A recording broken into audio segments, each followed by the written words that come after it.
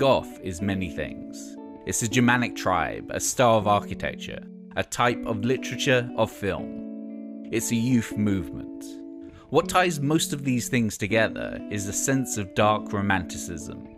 But despite Marilyn Manson and My Chemical Romance being infamous for their adoption of gothic fashion, their music isn't what would traditionally be classified as goth.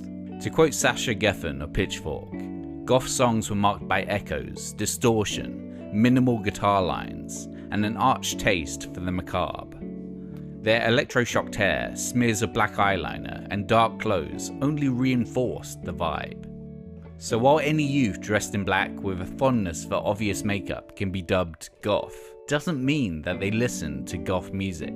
That is a separate thing with its own sonic template. So as the nights grow increasingly cold and dark, join me in discovering how we got to the point where goth became a defined genre with a look, sound, and lyrical preferences. This is how goth became goth.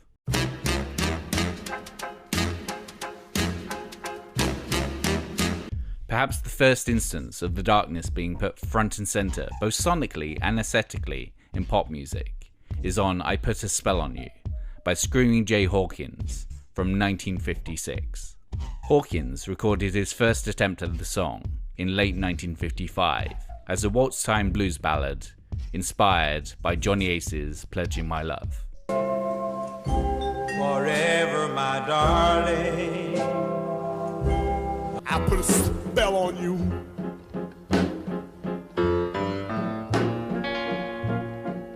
This version takes the song seriously, much like the better charting covers of the song by Nina Simone. I put a spell on you. And Creedence Clearwater Revival. I put a spell on you. It is performed as a love song with a standard blues vocal. Changing label in 1956, Hawkins and his band decided to re-record I Put a Spell on You, but producer Arnold Maxon believed that they were too stiff. He brought in ribs and chicken and got everybody drunk, and we came out with this weird version. I don't even remember making the record. It all sort of just fell in place. I found out that I could do more destroying a song and screaming it to death. What Hawkins did with the song was to act it, fully embody the theatre of literally bewitching someone, screaming, grunting, and moaning throughout.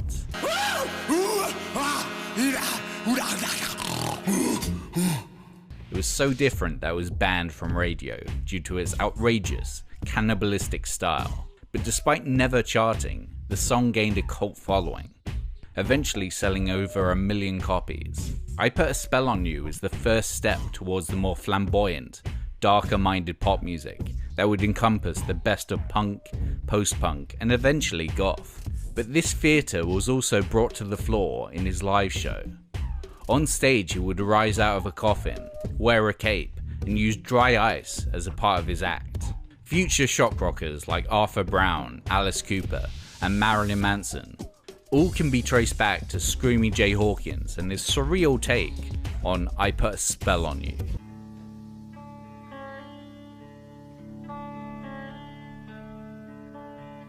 On the cusp of psychedelic rock in Los Angeles were the Doors, defined by their extended jams, blaring organs, darkly poetic lyrics, and frontman Jim Morrison's raw sex appeal.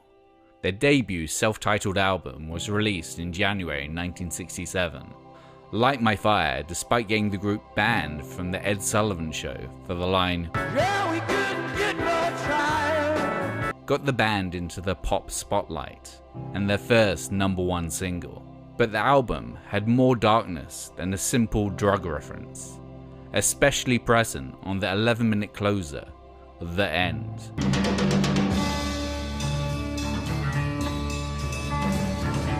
The Doors were the first group to be dubbed gothic rock in print, in a live review by John Stickney in October 1967. There is terror in the sexuality of The End, Morrison's black masterpiece of narrative poetry. The lyrics and screams which are The End poured out of his mouth malevolent, satanic, electric, and on fire. Initially written as a 3-minute pop tune about Morrison's breakup with a girlfriend, the track evolved through repeated airings at the band's resident Whiskey A Go-Go. Its funereal organ, subdued jazz drums, and whirring Eastern-inspired guitar lines slow burn into a fuck-loaded crescendo by the midpoint.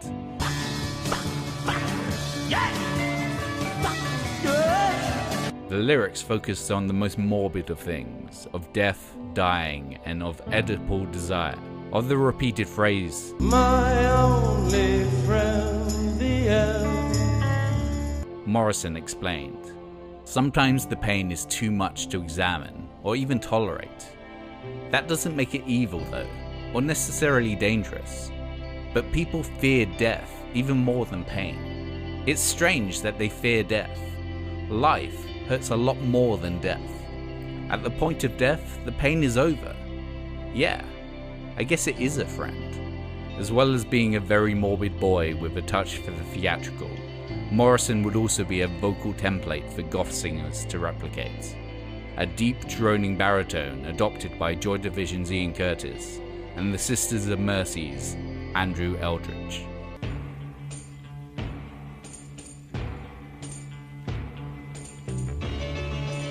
The Velvet Underground are a pivotal band.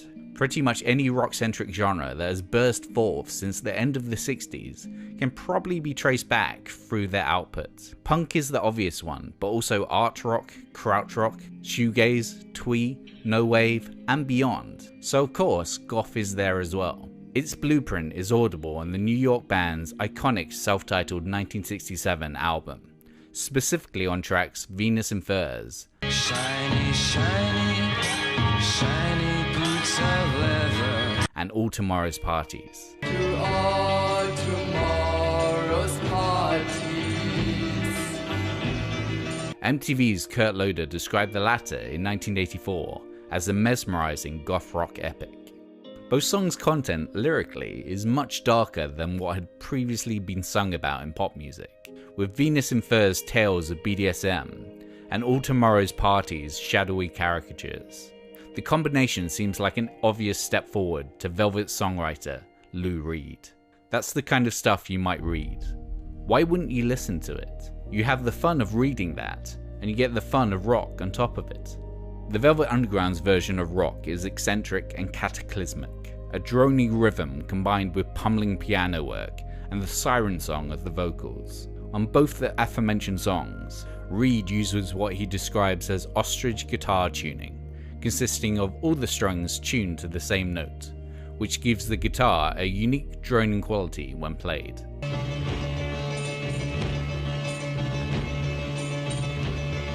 The element that really makes the song stand out in a proto-goth context is singer Nico. The German-born vocalist was described by rock critic Richard Goldstein as half goddess, half icicle. She sings in perfect mellow ovals. It sounds something like a cello getting up in the morning. She turned once more to Sunday's cloud. Within the next year, Nico would leave the Velvet Underground and continue her impact on future goths elsewhere.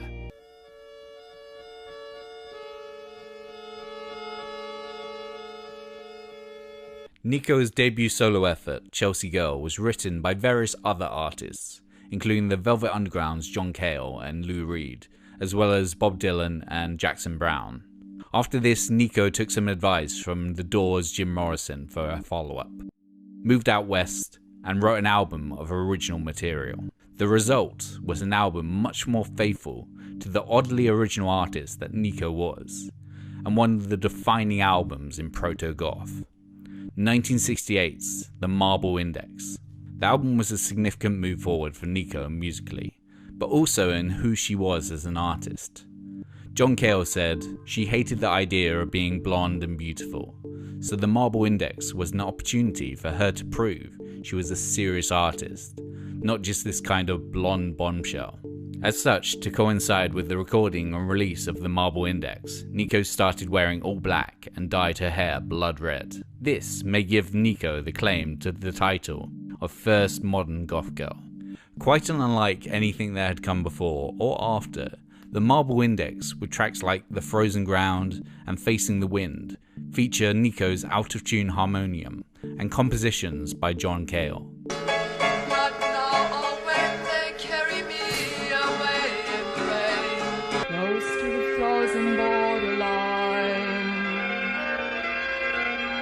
Separate from the Velvet Underground's droning guitars, these tracks dwelt within a dark ambience consisting of violas, hammered out piano clusters, and off-kilter percussion. The whole album is barely 30 minutes long, consisting of 8 of the 12 songs Nico had written for the project, which was about as much as producer Fraser Mohawk could stand without starting to feel suicidal. This bleak, beautiful work captured an internal glamour, but marked itself as wholly singular. It did not have the inklings of folk that characterized her debut, but it was too uninterested in song structure to be truly seen as rock or pop. This was the Nico of All Tomorrow's Parties, a doombringer with a deeply sonorous voice, melded with pre-pop musicality. This ambient nature would be replicated in later goth music, whether in the atmospheric synths of the Cocteau Twins, or the simplistic, spacious compositions of Bauhaus and Joy Division. Her voice can be heard in Suzy Sue, Bat for Lashes, and even Buick.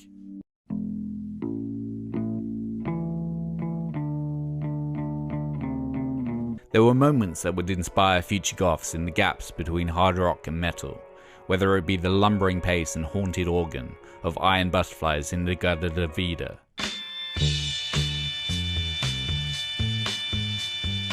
or the atmospherics and witch fiction of Black Sabbath's debut.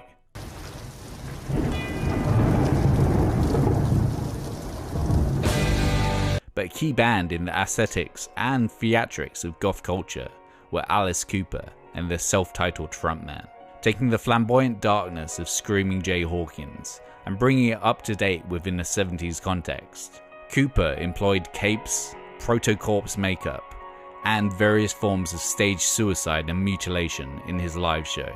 Alice Cooper realized early on that the more morbid side of things could be lyrically rich. One such example features on his 1971 Killer album, the controversial Dead Babies. Dead babies can't take care of themselves. It started out as a simple song about parental neglect. Bob Ezrin turned it into a gothic classic, our most misunderstood song. The track is almost cinematic in the way it combines atmospheric sound effects to tell its story of a mother uninterested in raising a child.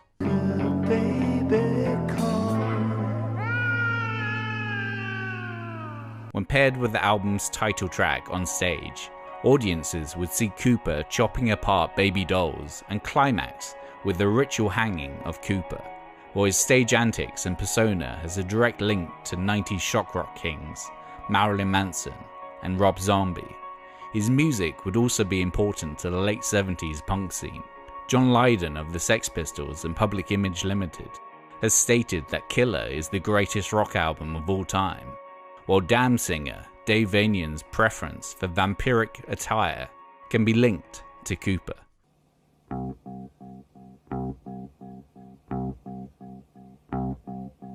While it's generally assumed that goth evolved from punk, the dark-hued tendencies of The Damned and Susie and the Banshees bridging the gap, glam rock is where goth's influence started in earnest.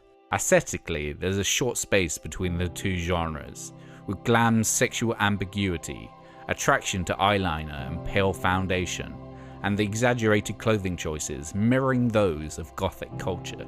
Sure, T-Rex, Roxy Music and David Bowie were more into glitter than their gloomy siblings ever would be, but there's a reason why all the key British goth bands list at least one of them as a key influence.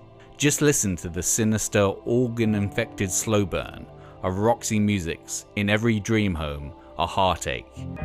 Takes me further from heaven. Predating goth's sexual darkness by being partly a love song to an inflatable doll. Inflatable doll. My role is to serve you. Breaking with Roxy Music in 1973, after realizing that he would never wrestle creative control away from Brian Ferry. Brian Eno's solo career also features moments of definite proto-goth interest, whether it be the abstract instrumental cacophonies present on Blank Frank, or the ultra creepy Third Uncle.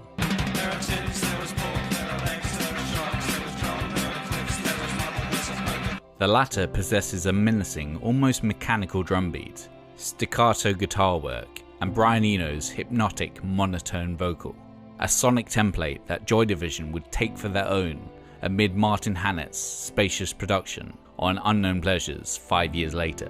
Bauhaus would cover the song on their 1982 The Sky's Gone Out EP, somehow making the song less intensely disturbing in the process.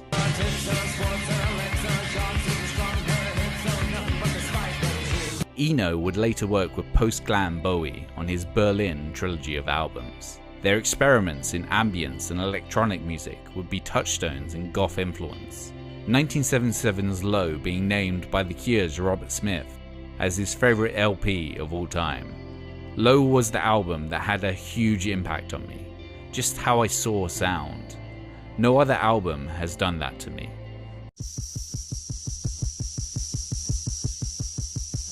Frankie Teardrop. New York Suicide had been a band since 1969 and had been one of the first bands to self-identify as punk, but their style went beyond the over-revved guitars and double-time drums of their CBGB-based contemporaries. Using drum machines and early synths, Suicide created some of the most original music of the era, but this originality drew ire wherever they went. People didn't like that this was a band that didn't have guitars, didn't have drums, and had the effrontery to call themselves Suicide. But their debut's most deeply disturbing and most deeply gothic work was the 10-minute and change epic, Frankie Teardrop. All a tear for Frankie. Over Martin Rev's minimalist beat and pulsing synth work, vocalist Alan Vega in his agitated croon tells the unrelenting tale of a young father and factory worker driven to insanity by his poverty, to the point of killing his wife, child, and then himself. Author Nick Hornby described it in his book 31 Songs as something you would listen to only once. And the reason for this is clear. The song is legitimately terrifying, peppered with Vega's blood-curdling screeches that would unease the most veteran horror fans. Shut up.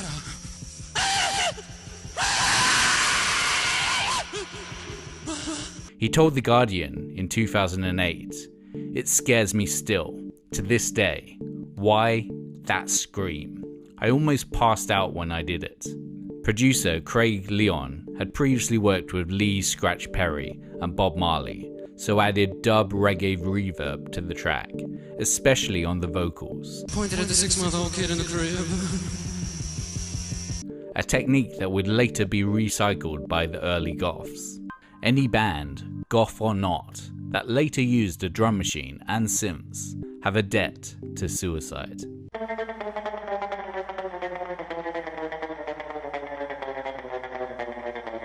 Another New York-based band that extended what goth would become were the Cramps. Their founding members, Lux Interior and Poison Ivy Rorschach, bonded over a shared love of obscure rock and roll records. The kind of stuff that was attempting to be the threat to society that Elvis Presley and Little Richard were implied to be.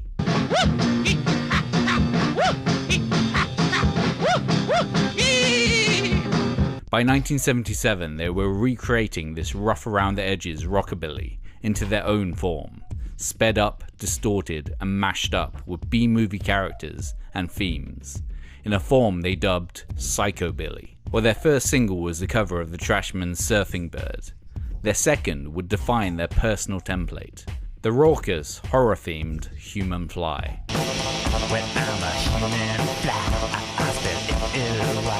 There had been songs that featured horror creatures prior to Human Fly. Classic Halloween staple The Monster Mash is one example. To my surprise, He did the mash. he did the monster mash. The monster mash. but rarely had they been played with such commitment to the dark theatre of the subject. Human Fly wasn't just a novelty based on the 1958 B-movie horror.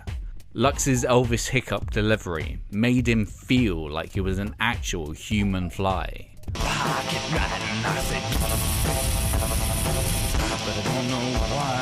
To show their garage rock roots, there's even a reference to Question Mark and the Mysterians. And you'll start crying.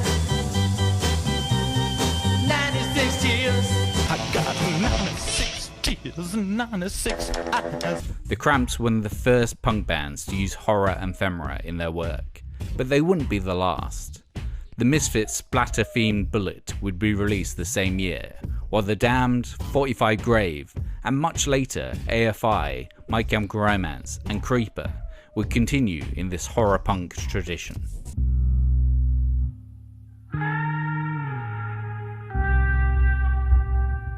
Punk was definitely a stepping stone towards goth. As a movement, especially in the UK, punk made it so that music alternative to the mainstream could get a look in. It made it so that loud, angry music could be seen as legitimate, and that you could dress whatever way you felt like dressing. One of the last first-wave British punk bands to get signed to a major label were Siouxsie and the Banshees. Their frontwoman, Siouxsie Sioux, was famed for her exquisite eye makeup, inspired by Egyptian designs, and electroshock black hair. But her band's music was one of the first to be dubbed post-punk.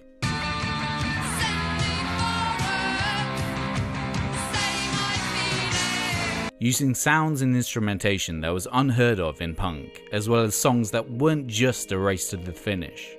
Sioux's band had a huge impact on future goths. Said Robert Smith of The Cure, Siouxsie and the Banshees and Wire were two bands I really admired. They meant something. It was so different to what we were doing with The Cure. Before that, I'd wanted to be like the Buzzcocks or Elvis Costello, the punk Beatles. Later, Siouxsie and the Banshees and The Cure would move closer to goth sonically on albums like Juju and Pornography, respectively. The other main post-punk band to have a lasting impact on goth was Joy Division, with their dark songs with dark themes. See the almost Sabbath hopeless doom of New Dawn Fades.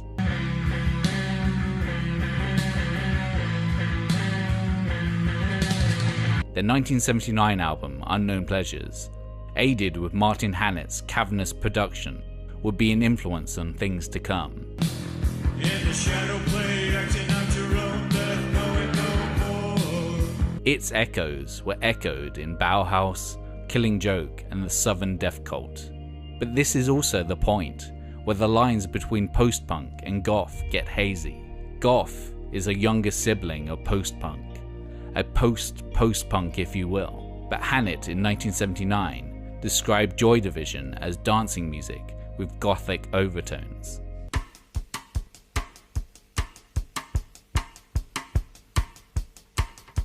Bauhaus formed in Northampton, England in 1978. Their debut single, 1979's Bela Lugosi's Dead, was a towering monolith of a tune.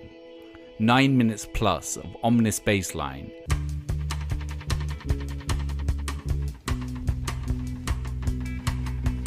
droning dub reggae influenced guitar work,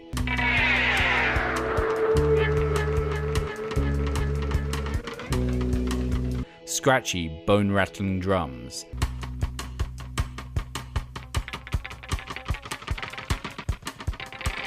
and darkly intoned lyrics about a vampiric ritual. The bats have left the bell tower, the victims have been bled. For all intents and purposes, this is the start of gothic rock proper. We were together for a week, and Danny and I had been writing songs. And we went into the studio and made like an 8-pound demo of this song. And that was the single, which was magic. It was just like a magical moment, and it sort of set the scene for the next 5 years. Despite frequently being dubbed as the first goth rock song, Bauhaus hated the tag, starting a tradition of goth bands never self-identifying as such. From Bela Lugosi's Dead, gothic rock had risen, energized by what had come before. The theatrical delivery of Screamin Jay Hawkins, the deadpan croon of Jim Morrison, the atmospheric drones of the Velvet Underground and Nico, the shadow of Bowie, the staccato guitars of Brian Eno, the dub reverb of Suicide and Joy Division, and the monster movie worship of the Cramps, all compressed down to just shy of 10 minutes of pure gothic rock. Various other bands would help form the genre into its definitive form, from The Cure, Susie and the Banshees, Killing Joke and The Birthday Party. Goth still exists today, but it has changed in appearance and sound. Compare the work of Creeper,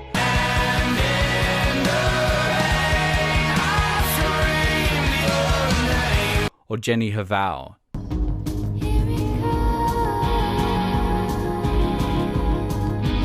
to Bauhaus. Bela Lugosi's dead. And these things are not the same. But wherever there is darkness in music, inner torment, monster worship, or dressing all in black, goth will be there, as it always has been. Immortal, undead. Undead, undead, undead.